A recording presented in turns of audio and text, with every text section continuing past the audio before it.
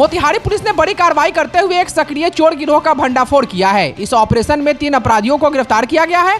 Police ने इनके पास से चोरी का सामान और हथियार भी बरामद किए हैं। सदर डीएसपी जितेश पांडे ने बताया कि पिपराकोठी थाना क्षेत्र के गढ़िया घाट पुल के पास स्थित एक बगीचे में चोर गिरोह की मौजूदगी की गुप्त सूचना मिली थी।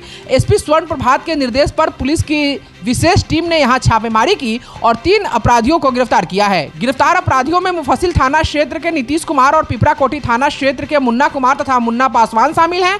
पुलिस ने इनके पास से 2 मोटरसाइकिल, 1 चाकू और ताला तोड़ने का उपकरण भी बरामद किया है। पूछताछ में यह खुलासा हुआ कि यह अपराधी मुफस्सिल थाना कांड संख्या 126/25 में भी शामिल थे, जो एक शादी वाले घर में हुई बड़ी चोरी से जुड़ा हुआ मामला था। पुलिस ने इस मामले में चोरी का सामान भी बरामद कर लिया है। डीएसपी जितेश पांडे के अनुसार इस गिरोह की गिरफ्तारी से क्षेत्र में बढ़ रही चोरी और गृहभेदन की घटनाओं पर लगाम लगेगी। पुलिस अन्य चोरों की धरपकड़ के लिए लगातार छापेमारी कर रही है। पुलिस अधीक्षक महोदय पूर्वी चंपारण मोतिहारी द्वारा इस संबंध में संलिप्त अपराधियों के संदर्भ में आसूचना संकलन करने तथा रेड छापेमारी का निर्देश दिया गया था। इसी क्रम में दिनांक 28/2/25 को गुप्त सूचना के आधार पर पिपराकोठी थाना क्षेत्र के ग्राम पड़ौरिया जाने वाले रास्ते में स्थित गढ़िया घाट पुल के दक्षिण दिशा में स्थित आम लीची के बगीचे में गुप्त सूचना के आधार पर कि चोरी का एक सक्रिय गिरोह जो किसी घटना को अंजाम देकर बिना नंबर के मोटरसाइकिल और चोरी के सामान के साथ एकत्रित है। उक्त सूचना के आलोक में एक विशेष टीम का गठन किया गया। विशेष टीम द्वारा त्वरित गति से छापेमारी कर चोरों के एक गैंग का भंडाफोड़ करते हुए मुफस्सिल थाना कांड संख्या 126/25 दिनांक 28/2/25 के आलोक में शादी वाले घर में हुए गृहभेदन की घटना का सफल उद्भेदन किया गया। बरामद सामान गिरफ्तारी की विवरणी इस प्रकार है। गिरफ्तार व्यक्तियों के नाम है नीतीश कुमार, उम्र 24 वर्ष, पेशा अमेरिका दास, साकी नया बसंतपुर थाना मुफस्सिल जिला पूर्वी चंपारण। इसके विरुद्ध आपराधिक इतिहास हरसिद्धि थाना कांड संख्या 273/18, मुफस्सिल थाना कांड संख्या 290/22, मुफस्सिल थाना कांड संख्या 125/25। गिरफ्तार दूसरे व्यक्ति का नाम है मुन्ना साहनी, उम्र 30 वर्ष, पेशा देवकी साहनी, साकी मझरिया थाना पिपराकोठी जिला पूर्वी चंपारण। और तीसरे व्यक्ति का नाम है मुन्ना पासवान, उम्र 23 वर्ष, पेशा बनारसी पासवान उर्फ सुखल पासवान, साकी झखरा चौक थाना पिपराकोठी जिला पूर्वी चंपारण मोतिहारी। इस संदर्भ में पिपराकोठी थाना में कांड दर्ज कर अग्रतर कार्रवाई की जा रही है। मोतिहारी के भवानीपुर जिरात में शनिवार को जलाल मेडिकल सेंटर का भव्य उद्घाटन हुआ। इस अवसर पर मोतिहारी नगर निगम की महापौर Preeti Kumari, doctor Jalaluddin, doctor Sahabuddin, doctor Imam, Lal बाबू यादव, अरुण यादव और डॉक्टर एमयू अख्तर सहित अन्य कई गणमान्य अतिथियों ने विधिवत फीता काटकर उद्घाटन किया। उद्घाटन समारोह के दौरान सभी अतिथियों ने जलाल मेडिकल सेंटर के माध्यम से स्थानीय लोगों को मिलने वाली स्वास्थ्य सेवाओं की सराहना की। इस अवसर पर डॉक्टर मोहम्मद सहाबुद्दीन ने बताया कि हमारा उद्देश्य है कि हर जरूरतमंद को उचित और किफायती चिकित्सा सुविधा मिल सके। उन्होंने बताया कि जलाल मेडिकल सेंटर में आधुनिक सुविधाओं से लैस चिकित्सा सेवाएं उपलब्ध कराई जाएगी। यहाँ पे मैं इवनिंग ओपीडी के रूप में यहाँ पे बैठूंगा और आशा करता हूँ कि ज़्यादा से ज़्यादा लोग आए और मैं ज़्यादा से ज़्यादा सेवा दे पाऊँ। कोशिश करूँगा कि हर वर्ग के लिए मैं कुछ कर पाऊँ यहाँ पे। कि पहला तो मैं MS सर्जरी के बाद रोबोटिक सर्जन भी हूँ। मिनिमल एक्सेस मेरा ये है, तो उससे अगर मैं किसी को कुछ बेनिफिट दे पाऊँ तो ये ज़्यादा सौभाग्य की बात है मेरे लिए। और दूसरी बात ये है कि इस मोहल्ले से ही मेरा सब कुछ है, यहीं से स्टार्टिंग है, तो इसीलिए इस जगह पे आए हैं। गरीबों के लिए एक तो ये है कि फ्राइडे के दिन गरीबों के OPD फ्री है। और दूसरी बात ये है कि आयुष्मान भारत से भी ऑपरेशन है मेरे पास, तो वो ऑपरेशन तो जलाल मेडिकल सेंटर में होगा, और यहाँ पे अगर वो OPD दिखाएंगे तो OPD फ्री रहेगा, उसका भी चार्ज नहीं लगेगा। वहीं मोतिहारी नगर निगम की महापौर प्रीति कुमारी ने कहा कि यह मेडिकल सेंटर क्षेत्र के लोगों के लिए एक बड़ी सौगात है। इससे मरीजों को बेहतर इलाज मिलेगा और उन्हें दूर जाने की जरूरत नहीं होगी। जलाल मेडिकल सेंटर के उद्घाटन से क्षेत्र के लोगों को स्वास्थ्य सेवाओं का बड़ा लाभ मिलेगा। उम्मीद की जा रही है कि यह सेंटर मरीजों के लिए एक महत्वपूर्ण स्वास्थ्य केंद्र साबित होगा। ये भवानीपुर जिला है, इससे मेरा बचपन का रिश्ता है, यहाँ मेरा मायका भी है। तो मैं यही बोलना चाहूँगी कि रमज़ान के मौके पे ये मोहल्ले वासियों को, मोतिहारी वासियों को एक सौगात मिली है। हम लोग भी इस मोहल्ले में रहते हैं, कोई उस तरह एक रात को अगर कोई इमरजेंसी हो जाती है तो उस लिहाज से भी ये बहुत अच्छा कदम उठाया गया है। तो इसके जो डॉक्टर है, डॉक्टर मोहम्मद शहाबुद्दीन, उनको मैं बहुत बहुत शुभकामनाएं देना चाहूँगी। और चूँकि वो मेरे परिवार के सदस्य है, गार्जियन है, मेरा ससुराल वहाँ है जहाँ इनका पहला मेडिकल सेंटर है, तो उस लिहाज से भी मैं इनको मुबारकबाद देना चाहूँगी। बिहार राज्य किसान सभा का 35वां राज्य सम्मेलन किसान आंदोलन की उर्वरा भूमि चंपारण में 3 से 5 मार्च तक होगी। पूर्वी चंपारण के मोतिहारी में स्थित कॉमरेड पीताम्बर सिंह नगर में यह कार्यक्रम आयोजित है। इस मौके पर 3 मार्च को नरसिंह बाबा मठ मैदान में दिन के 1 बजे विराट रैली होगी। सांगठनिक सत्र की शुरुआत 3 मार्च को शाम 5 बजे झंडोत्तोलन के साथ होगा। उद्घाटन सत्र टाउन हॉल में शाम 6 बजे होगा। रैली को अखिल भारतीय किसान सभा के राष्ट्रीय अध्यक्ष राजन क्षीरसागर, राष्ट्रीय महासचिव आर वकैया, भाकपा के राष्ट्रीय सचिव रामकृष्ण पांडा, भाकपा के राज्य सचिव राम नरेश पांडे, राज्य सचिव मंडल सदस्य रामबाबू कुमार आदि किसान नेता संबोधित करेंगे। राज्य सम्मेलन में पूरे बिहार से चुने हुए 1000 किसान प्रतिनिधि भाग लेंगे। बिहार राज्य किसान सभा के संयोजक रामचंद्र महतो ने कहा कि 35वें राज्य सम्मेलन की तैयारियां कर ली गई है। चंपारण किसान आंदोलन की भूमि है। कॉमरेड पीताम्बर सिंह, कॉमरेड कमला मिश्र मधुकर आदि नेताओं के नेतृत्व में किसानों ने बड़ी बड़ी लड़ाइयां लड़ी और उन्हें जीत मिली है।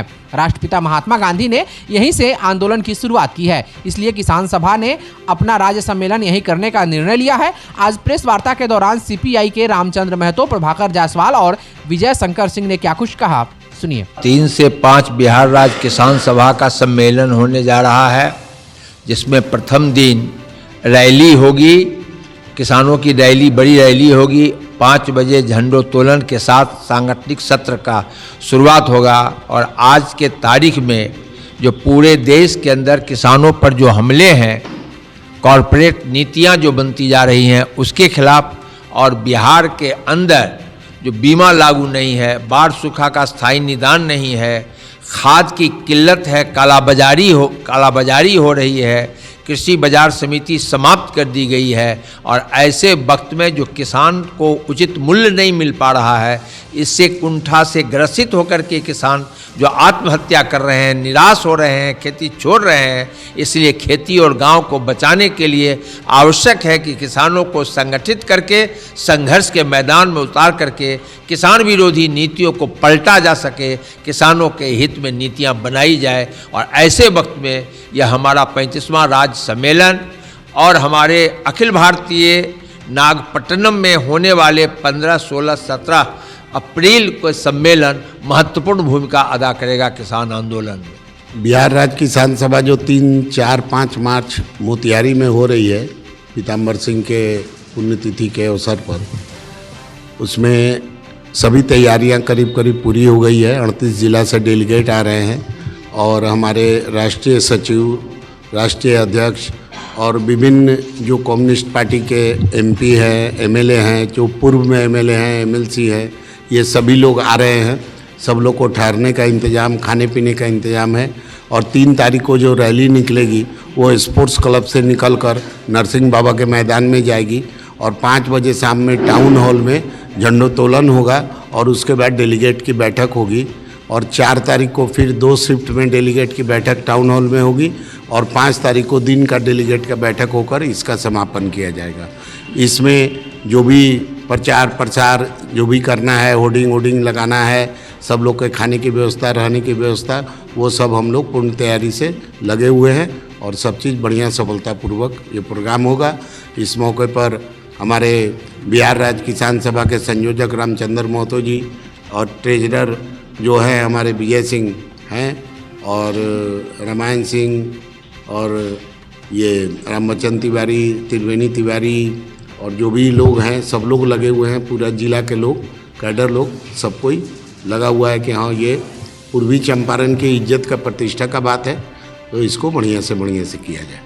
ये चंपारण में किसान आंदोलन किसान सभा का जो राज्य सम्मेलन हो रहा है, ये चंपारण के ऐतिहासिक धरती पर आज़ादी के बाद ये पहला दफ़ा है जो राज्य स्तर का ये सम्मेलन हो रहा है। आज़ादी की लड़ाई में किसान आंदोलन का गठन किया गया था और किसान सभा के संगठन के साथ ही चंपारण में नीलों के तिनकठिया प्रथा के विरुद्ध हम लोगों ने आंदोलन किया। अंग्रेज जो हमसे जो शोषण करते थे उनसे मुक्ति के लिए हम लोगों ने आंदोलन किया। अब बहुत हद तक इसमें हमको सफलता भी मिली, लेकिन आज़ादी के बाद जो हम ज़मीन पर जिस बसे हुए थे उस ज़मीन को वर्तमान बिहार की सरकार हमको बेदखल करने की साजिश कर रही है। आज चंपारण में लगभग 15,200 कुछ एकड़ ज़मीन बेतिया राज की ज़मीन है और बिहार की सरकार ने एक कानून लाकर उसने कहा है कि 1896 के बाद जो भी ज़मीन किसानों को दी गई है वह किसानों की नहीं होगी, वो बिहार सरकार की होगी और उस पर जो लोग बसे हुए हैं उनको बेदखल किया जाएगा। हम इस सम्मेलन में इसके खिलाफ जो है सो संघर्ष करने की दिशा तय करेंगे और चंपारण के किसानों ने भी तय किया है कि चाहे हम जान दे देंगे लेकिन हम अपनी ज़मीन नहीं देंगे। और इसके लिए चंपारण के जो किसान आंदोलन कर रहे हैं उनके प्रति हम अपनी एकजुटता व्यक्त करेंगे और आगे आने वाले आंदोलन की दिशा तय करेंगे। हम इस सम्मेलन में ये भी तय करेंगे कि बिहार चंपारण जो है सो हर साल बाढ़ में डूबा रहता था और इस बाढ़ से मुक्ति के लिए 1965-66 में एक रूप में बांध बना, आउटर बांध सिकरहना नदी पर बनाने की तय किया गया था, लेकिन 1965-66 से उस पर आज तक बांध नहीं बना।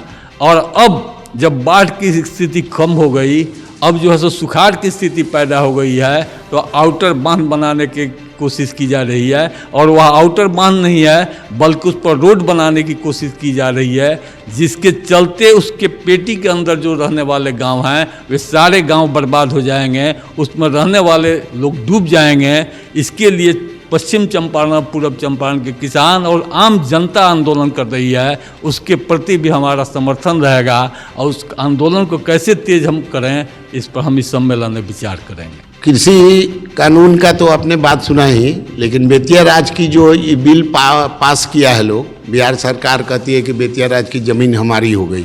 सुप्रीम कोर्ट से स्टेटस को मेंटेन है। सुप्रीम कोर्ट में आज से बहुत पहले जो एक केस चला था कि बेतिया राज के वारिस कौन हैं और वहाँ पर कोई डिसीजन नहीं हुआ और स्टेटस को मेंटेन है। इस बीच में विधानसभा में इन लोगों ने बिल पास कर लिया है जो कि ये कैंसिल हो जाएगा। इन लोगों को मालूम ही नहीं है कि सुप्रीम कोर्ट में स्टेटस को मेंटेन है। शिवहर जिले के डुमरी कटसरी प्रखंड के नया गांव वार्ड नंबर 1 में बीते दिनों हुए जीतू राम की संदेहास्पद मौत ने पूरे इलाके को भावुक कर दिया है। इस घटना से मृतक का परिवार गहरे सदमे में है और न्याय की गुहार लगा रहा है। इसी क्रम में लोजपा के प्रदेश महासचिव रंजन सिंह ने रतनपुर पहुंचकर पीड़ित परिवार से मुलाकात की और अपनी गहरी संवेदना व्यक्त की। उन्होंने कहा कि इस दुख की घड़ी में वे परिवार के साथ खड़े हैं और हर संभव मदद का आश्वासन दिया। रंजन सिंह ने प्रशासन से अपील करते हुए कहा कि परिवार की आर्थिक स्थिति दयनीय है, ऐसे में बिजली बिल के नाम पर 1.5 लाख रुपए का बकाया रहना जांच का विषय है। उन्होंने स्थानीय प्रशासन और जनप्रतिनिधियों से अनुरोध किया कि पीड़ित परिवार को जल्द से जल्द सरकारी सहायता उपलब्ध कराई जाए। परिवार से मिलते हुए रंजन सिंह ने मृतक के बेटे के सिर पर हाथ रखकर सांत्वना दी और कहा कि पिता का साया भले ही उठ गया हो लेकिन घबराने की जरूरत नहीं है, भगवान के साथ साथ समाज भी उनके साथ खड़ा है। उन्होंने यह भी कहा कि परिवार की एक बेटी की शादी की जिम्मेदारी समाज की है और वह इस दिशा में हर संभव सहयोग करेंगे। जैसा कि इन्होंने कहा कि बिजली बिल 1.5 लाख बिजली विभाग ने दिया, जिसके कारण हृदय गति रुकने से इनकी मृत्यु हो गई। हम इनके परिवार में इनके घर पर भी गए, देखे। ये तो एक रूम का मान लीजिए जो बकरी शेड होता है मुखिया जी के द्वारा दिया गया है, उसमें किसी तरह गुजर बसर करते हैं। मुश्किल से एक बल्ब है और एक पंखा है और उसमें ये अपना गुजर बसर। तो ये तो संभव ही नहीं है कि 1.5 लाख रुपया, तो 2000 बिल के लायक मतलब घर और परिवार नहीं है। तो निश्चित रूप से अगर इसके पीछे चूँकि मेडिकली किस तरीके से पोस्टमार्टम रिपोर्ट वगैरह क्या आया है वो हम नहीं बता पाएंगे, लेकिन अगर बिजली बिल के कारण अगर इनकी मृत्यु हुई है तो बहुत ही दुखद है। लेकिन जिस तरीके से गरीबी में ये पले हैं और उस तरीके से अगर इतने का बिल आना ये शौक को दर्शाता तो जरूर है। अच्छा, आपके तरफ से इस परिवार को क्या सहयोग मिलेगा? मैंने अभी कहा है, हालांकि सहयोग जो किया जाता है वो बोला नहीं जाता है, किसी के सामने कहना भी नहीं चाहिए, लेकिन मैंने इनके परिवार के लिए संवेदना व्यक्त करते हुए कहा इनकी लड़की की शादी है, जब भी शादी करेंगे उसमें हम बढ़ चढ़ के हिस्सा लेंगे, जो सहयोग होगा वो हम करेंगे। और परिस्थिति ऐसी बनी कि इनके पास कोई सामर्थ्य नहीं होगा तो पूरी शादी भी कर देंगे और लड़की की शादी समाज की शादी होती है, सब लोग मिल के सबके आर्थिक, मानसिक और शारीरिक तीनों तरह का सहयोग है। जो लोग जिस तरीके से मैं अपील भी करता हूं आपके चैनल के माध्यम से लोगों को कि आर्थिक, मानसिक और शारीरिक इन तीनों में से किसी भी रूप में आप सहयोग दें इस परिवार के उत्थान के लिए, तो आप लोग आगे बढ़ें।